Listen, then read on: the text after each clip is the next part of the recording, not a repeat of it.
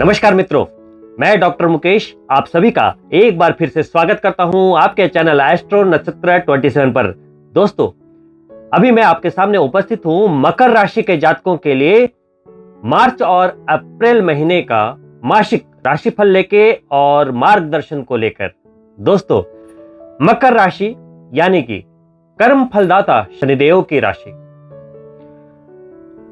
साढ़े साथी के उतरते समय में धन के भाव में शनिदेव की स्थिति 17 जनवरी के बाद बन चुकी है, यानी कि आप उतरती साढ़े साथी में आ चुके हैं।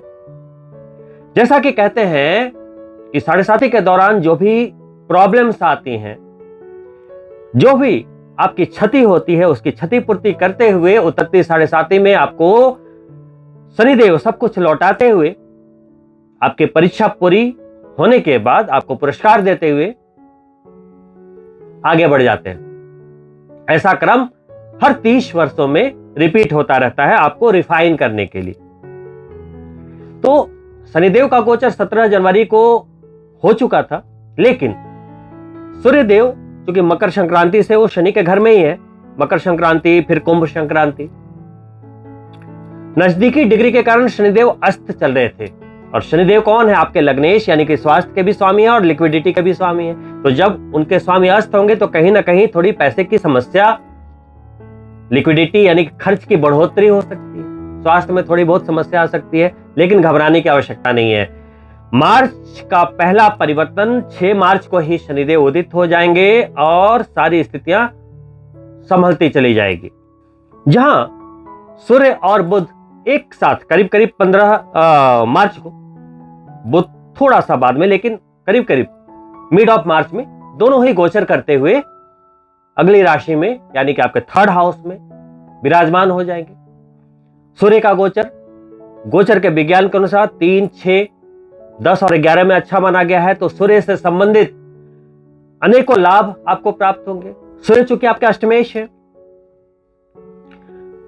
अष्टम भाव छिपा हुआ भाव है, और अष्टम भाव के स्वामी सूर्य जो कि एडमिनिस्ट्रेशन, आपके आत्मविश्वास और जितने सरकारी और उच्च पदों पे हैं, जो पावर में हैं, उनके कारक होते हैं। तो आपको उन सभी जगहों पर लाभ की प्राप्ति और कुछ छिपे हुए लाभ और अचानक लाभ की प्राप्ति हो सकती है सूर्य के 3rd हाउस में जाने के कारण।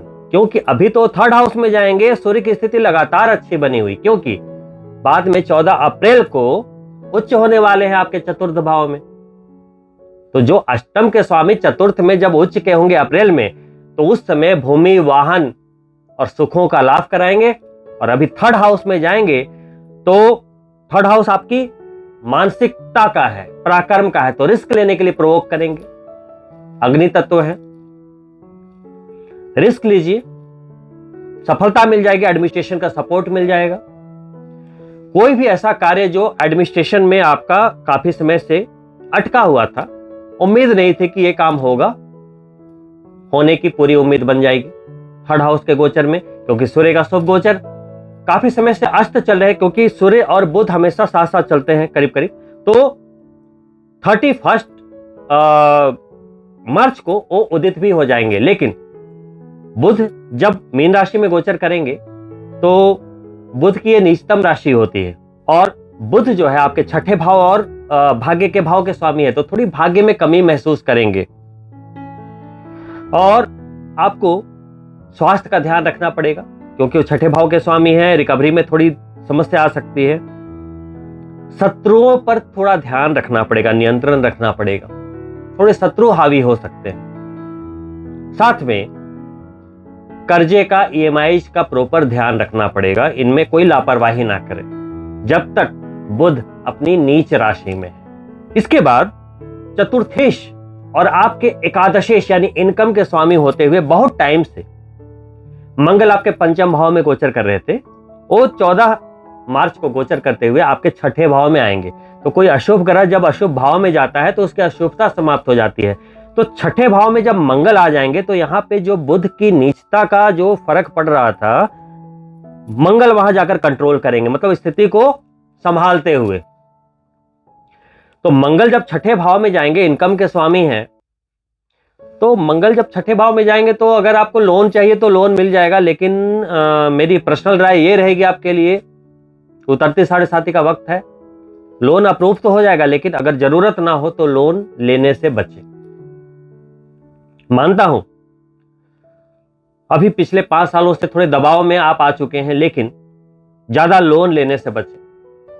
आप मकर राशि के जातकों के लिए इन सारी स्थितियों को संभालते हुए एक बहुत बड़ा गोचर जो शनिदेव के बाद होने वाला है, शनिदेव का गोचर जनवरी में हो चुका है, इसके बाद इस वर्ष का सबसे जो बड़ा गोचर होने वाला है वो है देवगुरु बृहस्पति का गोचर 22 अप्रैल को, जो अभी आपके 3rd हाउस में चल रहे थे, जबरदस्त क्रिएटिविटी दे रहे थे आपको, वो आपके 4th भाव में आ जाएंगे और करियर को सीधा दृष्ट कर देंगे 13 महीनों के लिए, आने वाले 1 साल के लिए। तो उतरती 7.5 में गुरु का जो ये सपोर्ट है, ये आपको बहुत बड़ा प्रोटेक्शन दे जाएगा, एक बुलेट प्रूफ जैकेट की तरह, क्योंकि अष्टम पर भी 5वीं दृष्टि जाएगी। कुछ अनवांटेड होने वाले जो भी आप कोई ऐसी घटनाएं जो अनवांटेड है, आप चाहते नहीं कि आपकी जिंदगी में हो, उससे रक्षा करेंगे। और इनकी जो 9वीं दृष्टि है वो 12वें भाव पर जाएगी, तो 12वां भाव आपका नुकसान का होता है, उससे बचाएंगे। लेकिन चूंकि अक्टूबर के पहले राहु के साथ भी कंजक्शन होगा, क्योंकि देवगुरु बृहस्पति जहां 4th में आएंगे 22 अप्रैल को, पहले से राहु है, चांडाल दोष का सृजन होगा, गुरु की दृष्टि 12वें भाव पर जाएगी। विदेश से अगर कोई लाभ अपेक्षित थे, एक्सपेक्ट कर रहे थे आप, वो पूरे होंगे। विदेश से जुड़े हुए लोगों को, जितने भी मकर राशि के जातक हैं, उनको लाभ मिलता हुआ।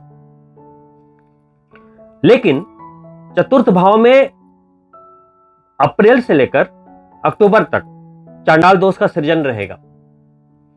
तो 4th भाव प्रॉपर्टी का है, केस मुकदमे का है, भूमि वाहन का है। तो कोई भी लिटिगेशन का मामला था, कोई भी केस कचहरी का मामला था, क्योंकि मंगल भी अभी छठे में गए, थोड़ा ध्यान रखिएगा, यहां पर थोड़ा संभल के चलना है आपको। कोई भी ऐसा शॉर्टकट नहीं लेना है। करियर तो स्ट्रांग हो जाएगा गुरु के आते से, लेकिन कोई भी ऐसा शॉर्टकट नहीं लेना है, क्योंकि राहु गुरु के साथ हैं, आपको शॉर्टकट लेने के लिए प्रोवोक करेंगे। गुरु है सात्विक बुद्धि, राहु है थोड़ा क्या कहते हैं उसको, धूर्त, चालाक, इंपल्सिव डिसीजन लेने के लिए, मजबूर करने के लिए, एक्साइटेड करने वाला, कर दो जो होगा देखा जाएगा, कुटिल बुद्धि देने वाला जो है। आपकी बुद्धि बिल्कुल निर्मल है, लेकिन वो राहु जब गुरु के साथ कंजक्शन करेगा वो मिक्स होगा, उसके जो कारक तत्व है मिक्स होंगे, इसलिए तो दोष बोला गया है। तो ऐसे में शॉर्टकट लेने से बचें, कुछ अनैतिक करने से बचें, तब आपको कोई नुकसान नहीं होगा। अक्टूबर के बाद स्थिति बहुत जबरदस्त दिखाई देती हुई, चलो बात की बात बाद में करेंगे, अभी करंट मंथ के गोचर की बात हो रही है। राहु यानी कि अचानक लाभ, बड़ा लाभ, हिम्मत से लाभ, करिश से लाभ, रिस्क से लाभ। राहु है असाधारण सोच, वो औसत आदमी को सपोर्ट नहीं करता। मास पीपल, जो भीड़ जो काम करती है, भीड़ जिस रास्ते पे चलती है, वो राहु उसको सपोर्ट नहीं करता। राहु किसको सपोर्ट करता है? वही भीड़ में से एक व्यक्ति ऐसा होता है जो बोलता है yes I can do this, और लोग उसी रास्ते पे चलते हैं जिस पे भीड़ चलती है। लेकिन राहु बोलता है कुछ यूनिक करो, कुछ बड़ा सोचो, तब मैं सपोर्ट करूंगा। और राहु उसी को सपोर्ट करता है जो रिस्क ले लेता है। बिजनेसमैन क्यों बड़े बनते हैं, क्यों ज्यादा पैसा कमाते हैं? क्योंकि वो रिस्क पे रिस्क लेते हैं, हर दिन रिस्क लेते हैं। तो रिस्क लेना पड़ेगा। ये जो चंडाल दोष है ना, जब जन्म पत्रिका में बनता है तो उस भाव से संबंधित जो थोड़ी सी कहीं ना कहीं प्रॉब्लम क्रिएट करता है, लेकिन वो भी विदेश योग जबरदस्त देता है। वो गोचर में बहुत ज्यादा लागू करने की कोशिश ना करें, नहीं तो आप एक अच्छे समय के लाभ से वंचित रह जाएंगे। ये समझाना मेरा काम है। नहीं तो आजकल एस्ट्रोलॉजिकल वीडियो डालने वालों का क्या, उन्हें तो बस एक कीवर्ड चाहिए, जी गुरु चांडाल दोष बन गया, एक वीडियो बनाकर यूट्यूब पे पोस्ट कर दिया। लेकिन उसको देखकर दिग्भ्रमित नहीं होना है। आपको पूर्ण रूप से कैलकुलेशन करना है। किसी एक ग्रह से जिंदगी नहीं चलती, आप ऑपरेट नहीं हो सकते। 9 के 9 प्लेनेट का एक कंबाइंड रिजल्ट आपको लेके चलता है, इस बात का ध्यान रखिएगा। पुनः शुक्र भी जब आपके चतुर्थ में आएंगे, तो चतुर्थ में आने पे होता क्या है कि उनकी सीधी 7वीं दृष्टि सारे ग्रहों की होती है, तो सामने आपका करियर है। तो करियर में कई तरह के अलग अलग कारक तत्व मिक्स होते हुए राहु भी अपनी पावर दे रहा है। राहु क्या, असाधारण सोच, बड़ा सोचो, बड़ा सोचो, बड़ा करो, रिस्क लेने के लिए प्रोवोक कर रहा है। वहां पे गुरु का भी साथ मिल जाएगा। फिर शुक्र भी आकर दृष्टि डालेंगे तो परफेक्शन मिल जाएगा, चतुर्थ से जुड़ाव हो जाएगा। चतुर्थ सुख का भाव। अरे आप काम क्यों कर रहे हो? हर तरह के सुख पाने के लिए ना, उपलब्धियां पाने के लिए। वही तो है, कनेक्शन बन रहा है, समझो तो बात को। पुनः 6 अप्रैल को शुक्र एक और अच्छी पोजीशन में पंचम भाव में जाएंगे। पंचम भाव क्या है? प्यार, शिक्षा, संतान। और वहां पे कौन सी राशि है? वृषभ राशि। स्वराशि में प्रवेश होगा, क्योंकि शुक्रदेव की राशि तुला में आपके स्वामी उच्च के होते हैं। तो आपके राशि के लिए शुक्रदेव बड़े की प्लैनेट है, मतलब बहुत अच्छा शनिदेव के साथ संबंध है। और वहां पर जब अपनी स्वराशि में जाएंगे, फिर से लाभ के भाव पर शुक्र की दृष्टि। तो पहले चतुर्थ में आए, करियर को देखा, और करियर में क्या है? तुला राशि है ना। तो शनिदेव की उच्च राशि पर दृष्टि गई और फिर अपनी ही राशि में आ गए। तो शुक्र के लिहाज से बहुत अच्छा समय। तो सारे ग्रहों का आपने देख लिया। केतु पहले ही आपके 10वें भाव में बैठा है, केतु का वर्ष है। जितने आध्यात्म से जुड़ेंगे, जितनी तीर्थ यात्राएं करेंगे, भगवान का आशीर्वाद लेंगे, करियर मजबूत होता चला जाएगा, कामयाबी मिलती चली जाएगी, हर तरह की सफलता मिलती चली जाएगी। अब गोचर में समय अच्छा, लेकिन आप कुंडली में चेक करें कि संबंधित ग्रह, चाहे वो शनि के रिजल्ट से संबंधित हो या गुरु के रिजल्ट से संबंधित हो, बाकी छोटे छोटे जो ग्रह हैं उसकी तो ज्यादा चिंता करने की आवश्यकता नहीं। सूर्य और चंद्रमा को पीड़ा ना हो, ये देखना कुंडली में अनिवार्य होता है। यानी कि कहीं चंद्र ग्रहण तो नहीं है, सूर्य ग्रहण तो नहीं है, कुंडली में कोई दोष तो नहीं बन रहा, या शनि के साथ पितृ दोष तो नहीं बन रहा, या चंद्रमा के साथ विष दोष तो शनि का नहीं बन रहा। ये सब चीजें देखनी जरूरी होती है। या राहु के साथ कोई दुर्योग तो नहीं बन रहा। तो सिंपल सी बात यह है कि कुंडली दिखाने का तात्पर्य यह होता है कि कुंडली में कोई दुर्योग ना बन रहा हो। दुर्योग का मतलब क्या हुआ? वो आपके स्ट्रगल को रिप्रेजेंट करता है। जितने भी खराब योग आपकी कुंडली में है, कि कहीं ना कहीं वो आपको बाधा पहुंचाएंगे, आपकी कामयाबी में, आपके हर सुख में, आत्मिक सुख में कहीं ना कहीं वो बाधा पहुंचाएंगे। और वहीं अगर आपकी कुंडली में कोई गज केसरी योग बन रहा है, शशराज योग बन रहा है, भद्र राज योग बन रहा है, हंस राज योग बन रहा है, मालव्य राज योग बन रहा है, जब राजयोग बन रहे हैं तो उसका काम क्या है? उपलब्धियां, कामयाबी, खुशहाली। तो कुंडली दिखाने का तात्पर्य क्या है कि हम लोग कुंडली को ऐसे तोलते हैं कि कितने योग हैं, कितने दुर्योग हैं, फिर बैलेंस बनाते हैं कि जो दुर्योग है उसको समाप्त करने के लिए हमारे ऋषि मुनियों ने, जिन्होंने इतना बड़ा सॉफ्टवेयर बना के आपको दे दिया है, एक बिल्कुल साइंस है ये। तो जब दुर्योग बताया है, कहीं ना कहीं कुछ ऐसे कंजक्शन है जिसके कारण आपको प्रॉब्लम हो रही है, प्लैनेटरी कन्फ्लिक्शन के कारण, तो उसके उपाय भी साथ साथ लिखे हैं। अगर आप उन उपायों को करते हैं तो सफलता आपके कदम चूमती है। लेकिन मैंने जहां तक ये अनुभव किया है, बहुत साल का करियर हो गया मेरा एस्ट्रोलॉजी के इस पेशे में, बहुत तजुर्बा है। मैंने देखा है कि जब तक आपका सही समय नहीं आएगा, आप अपनी कुंडली पर ध्यान नहीं देंगे, या उनके जो आपके कुंडली में जो दुर्योग पड़े हुए हैं, आप उसको सही करने के लिए आप एक्शन नहीं लेंगे। चाहे आपको कोई भी कितना बता दे, हो सकता है आपको पता हो कि आपकी कुंडली में जी विष दोष है, पितृ दोष है, ये है, वो है। कोई भी बोलेगा हाँ मैंने एक बार पूजा कराई थी, once in the blue moon, है ना।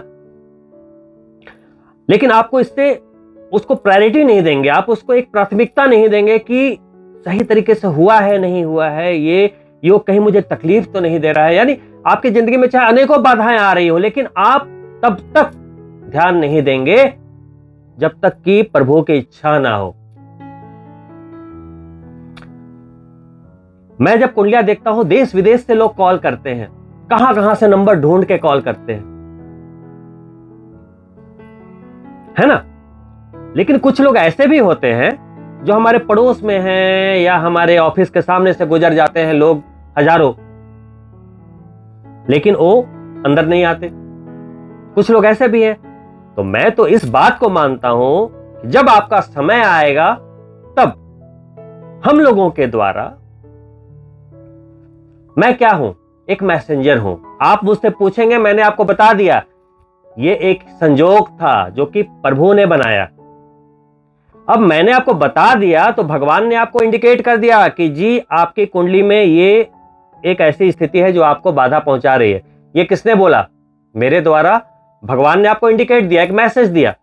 अब उस मैसेज का आप क्या करोगे, इट्स अप टू यू। तो हम लोग हर इंडिकेशन को एक भगवान का मैसेज समझते हैं, और यही कारण है कि प्रभु की कृपा है और जिंदगी में आगे बढ़ते जा रहे हैं। और जो इस शास्त्र पे यकीन करता है, फॉलो करता है, मैंने देखा है वो कामयाबी के उच्चतम शिखर पे बिल्कुल है। तो मेरा आपसे भी अनुरोध होगा, क्योंकि 7.5 की एक कठिन परीक्षा आपने पार की है। शनिदेव सिर्फ और सिर्फ आपके कर्मों को जज करते हैं। कर्म ही सब कुछ है। आप जो दिन भर जो कर रहे हो वही तो कर्म है, जो सोच रहे हो, जो बोल रहे हो। तो हमसे जाने अनजाने में जो अपराध होता है, हम उसी को कहीं ना कहीं अपने स्ट्रगल के रूप में उसी को फेस करते हैं, अपने ही कर्मों को फेस करते हैं। कहते हैं ना, कर्म एक बीज के समान होता है। जो हम कर रहे हैं वो बीज बो रहे हैं। तो बोलते हैं ना कि जैसा बीज होगा वैसा फल मिलेगा। बबूल का बीज बोएंगे तो आम कहां से होएगा। वैसे ही अगर हम अच्छे कर्म करते हैं तो कर्म बीज की तरह है, वो आपको भी आगे चलकर अच्छा ही मिलेगा, मल्टीप्लाई होकर। वहीं अगर आप किसी के लिए बुरा सोचेंगे, किसी के लिए आप जलन, आपके मन में कुछ जलन की भावना है, द्वेष है, किसी का बुरा कर रहे हैं, आप किसी को एब्यूज करके उसका दिल दुखा रहे हैं, आप किसी को मार रहे हो, किसी का धन हड़प रहे हो, जो भी आपके लैंग्वेज में जो भी गलत है, वो भी बीज है ना।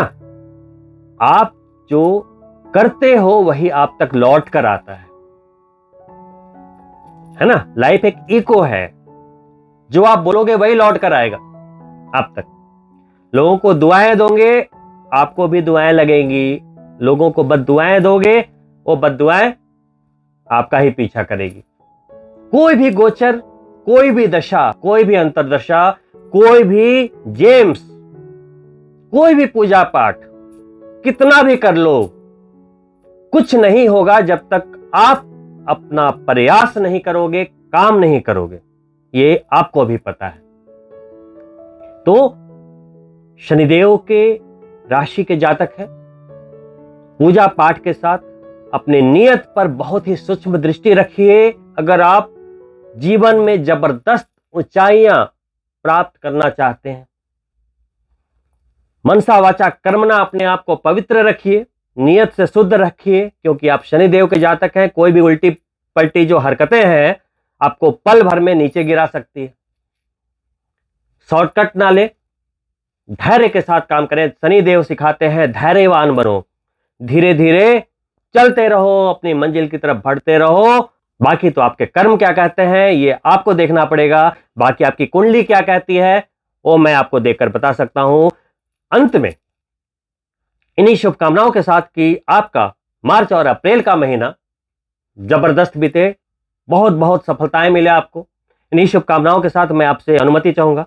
अगर आप मेरे चैनल को पहली बार देख रहे हैं तो सब्सक्राइब करना ना भूलें, और ऐसे ही इंफॉर्मेटिव वीडियो को देखने के लिए बेल बटन जरूर ऑन कर लें ताकि आपको उसके नोटिफिकेशन आते रहें। साथ ही अगर आपको इस वीडियो में कुछ जानकारी प्राप्त हुई हो, अच्छा लगा हो, लाइक करें और अपने मित्रों के लिए शेयर भी अवश्य करें। जल्द ही मिलता हूं दूसरी वीडियो में, तब तक के लिए नमस्कार दोस्तों।